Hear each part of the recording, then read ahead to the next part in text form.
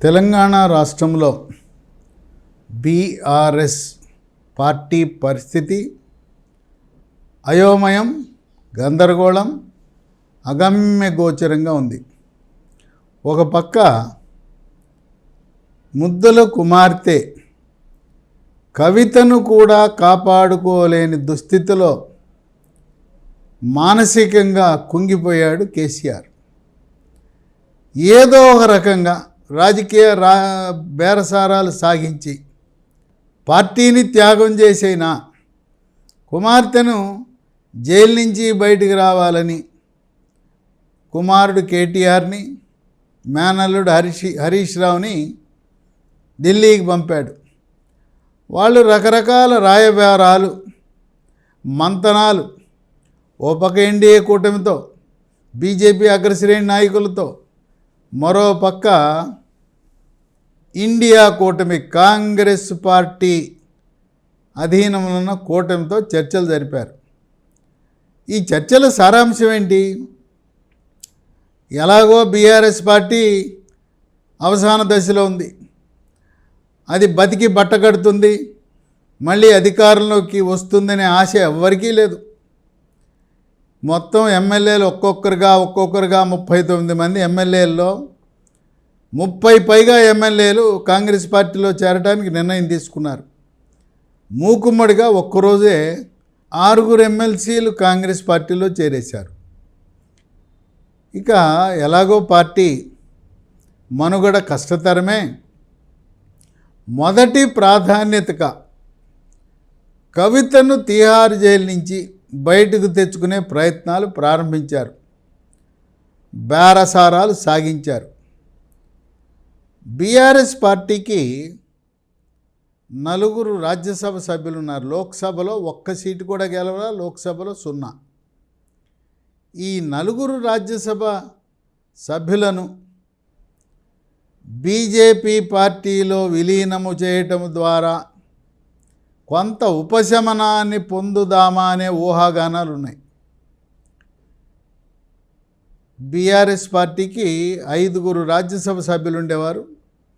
దాంట్లో ఒకరు K Keshavarao July మొదటి వారంలో రాజ్యసభ సభ్యత్వానికి రాజీనామా చేసి, బీఆర్ఎస్ పార్టీకి కూడా రాజీనామా చేసి కాంగ్రెస్ పార్టీలో చేరిపోయారు. ఆయన 5 దశాబ్దాల పాటు కేశవరావు కాంగ్రెస్ పార్టీలో రాజకీయం చేశాడు. 2013 నుంచి 10 సంవత్సరాల పాటు టీఆర్ఎస్ బీఆర్ఎస్లో ఉన్నాడు. ఆయన బీఆర్ఎస్ పార్టీకి రాజ్యసభ సభ్యత్వానికి కూడా ఒకేసారి రాజీనామా చేయటం విశేషం. అది ప్రస్తుతం ఖాళీగా ఉంది. రాజకీయ వర్గాలు భావిస్తుంది ఏంటంటే ఆయనకి ఇంకో 2 సంవత్సరాల పాటు టర్మ్ ఉంది, 26 వరకు కొనసాగే అవకాశం ఉంది. కనుక రేవంత్ రెడ్డి ఆయన్ని మరో 2 సంవత్సరాల పాటు కాంగ్రెస్ పార్టీ తరపున రాజ్యసభకు పంపుతారనే ఆలోచన వినపడుతూ ఉంది.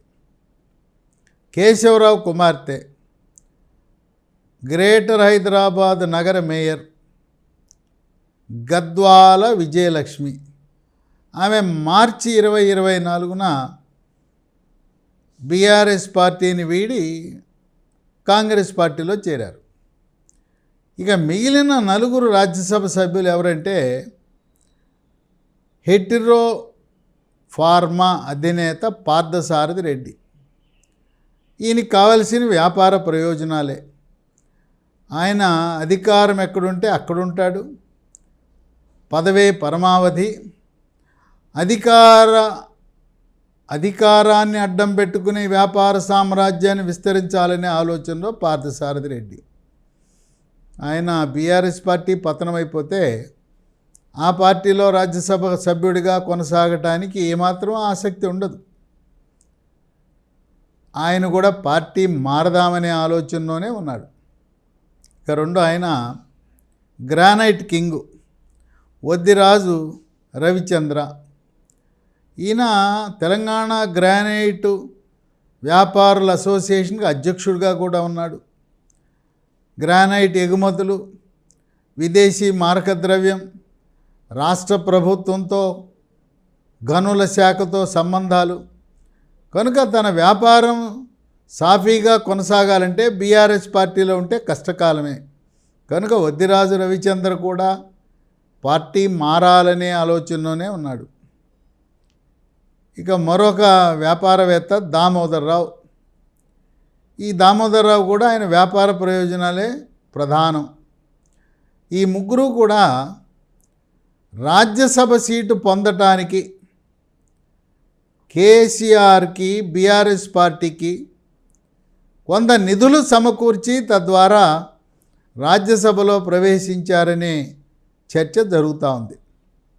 ఇక నాలుగో వ్యక్తి ఉమ్మడి నిజామాబాద్ జిల్లాకు చెందిన కె సురేష్ రెడ్డి.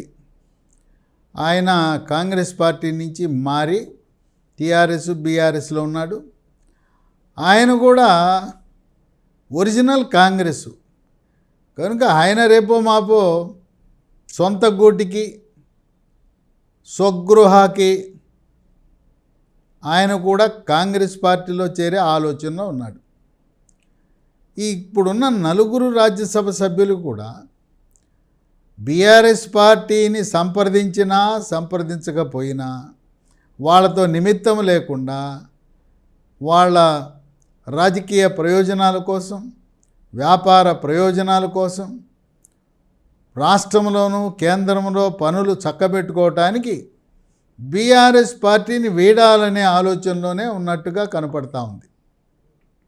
కనుక ఈ నలుగురు రాజ్యసభ సభ్యులు వాళ్ళు కాంగ్రెస్ పార్టీలో చేరాలా, లేదు బీజేపీలో చేరాలని చర్చించుకుంటున్నారు.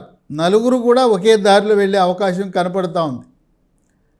వాళ్ళు కేసీఆర్ని కానీ, హరీష్ రావుని కానీ, కేటీఆర్ని కానీ సంప్రదించవలసిన అవసరం లేదు.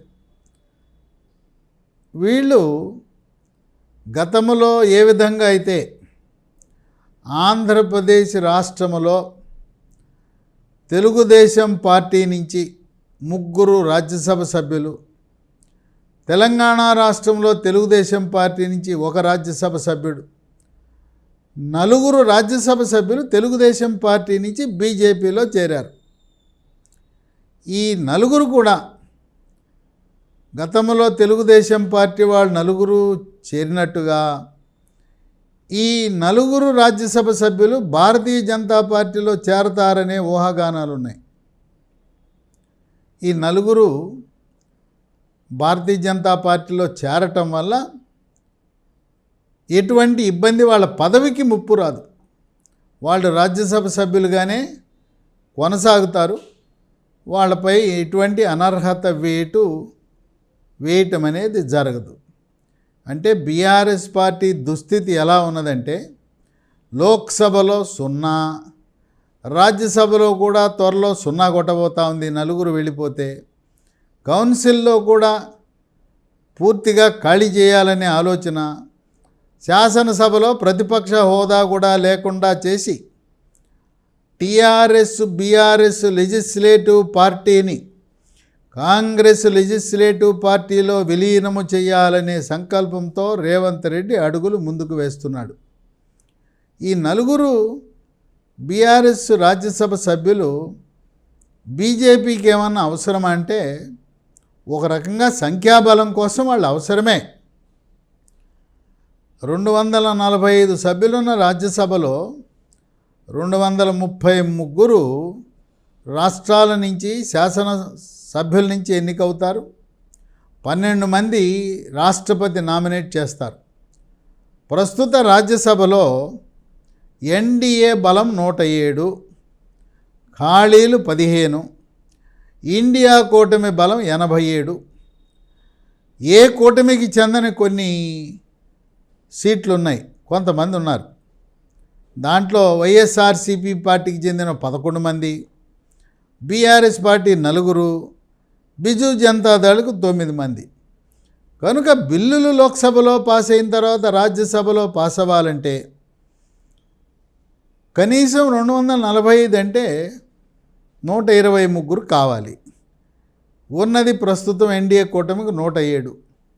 అందువల్ల క్రమేణా ఇతర పార్టీల వాళ్ళను చేర్చుకోవడం ద్వారా సంఖ్యాబలాన్ని పెంచుకోవాలనే ఆలోచనలో భారతీయ జనతా పార్టీ ఉంది.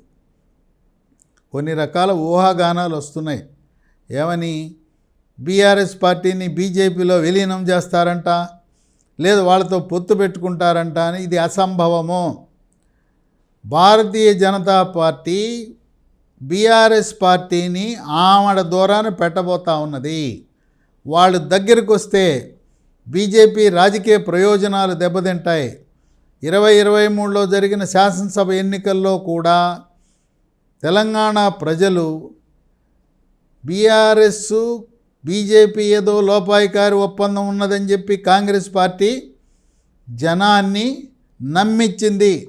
వాస్తవానికి బీఆర్ఎస్ పార్టీకి బీజేపీకి ఎటువంటి ఒడంబడిక ఒప్పందము పొత్తు లేదు, అవగాహన లేదు. అయితే ఒప్పందం లేకపోతే కవితను ఎందుకు అరెస్టు చేయలేదని ప్రశ్నించారు తెలంగాణ ప్రజలు. శాసనసభ ఎన్నికలకు 2 నెలల ముందు కవితను అరెస్టు చేసి ఉంటే రేవంత్ రెడ్డి కాంగ్రెస్ పార్టీ అధికారంలోకి వచ్చేది కాదు, బీజేపీ అధికారంలోకి వచ్చేది. ఇప్పుడు బీఆర్ఎస్ పార్టీ పతనమైన తర్వాత కాంగ్రెస్ బీజేపీ మధ్య స్ట్రెయిట్ పోరాటం జరుగుతుంది 2028లో. ప్రస్తుత పరిస్థితుల్లో బీఆర్ఎస్ పార్టీ ఏ విధంగానూ బీజేపీకి ఉపయోగపడే పరిస్థితి లేదు. పైగా బీఆర్ఎస్తో ఏ రకమైన పొత్తు అవగాహన ఉన్నా బీజేపీకి తీవ్రమైన నష్టం జరుగుతుంది. అలాగే జాతీయ సంఘటన కార్యదర్శి బిఎల్ సంతోష్, ఆయన్ని అరెస్ట్ చేసి జైల్లో పెట్టాలని ఆలోచించిన బీఆర్ఎస్ పార్టీని ఎట్టి పరిస్థితుల్లో కూడా బీజేపీకి దగ్గర రానిచ్చే పరిస్థితి లేదు. అదంతటికదే బీఆర్ఎస్ పార్టీ పతనమై స్థానిక సంస్థ ఎన్నికల్లో కూడా అడ్రస్ కోల్పోయి 2028 నాటికి పోటీ చేయటానికి శాసనసభకు అభ్యర్థులు కరువయ్యే పరిస్థితి రాబోతా ఉన్నది బీఆర్ఎస్ పార్టీకి. రాబోయే 2028 ఎన్నికల్లో 2 పార్టీలు, కాంగ్రెస్ బీజేపీ, లెక్కకు మించి నోటికొచ్చినన్ని హామీలు ఇచ్చి ప్రజలను మభ్యపెట్టాలని చెప్పి ఏదో రకంగా గద్దెనెక్కిన కాంగ్రెస్ పార్టీ వాళ్ళు ఇచ్చిన హామీలు అమలు చేయటంలో ఆపసోపాలు పడుతున్నారు. హామీలు అమలు చేయటంలో పూర్తి వైఫల్యం చెంది 2028 ఎన్నికల్లో భారతీయ జనతా పార్టీకి వెండి పళ్ళెంలో కాంగ్రెస్ పార్టీ రేవంత్ రెడ్డి అధికారాన్ని అప్పజెప్పబోతున్నాడని విశ్లేషకులు భావిస్తున్నారు.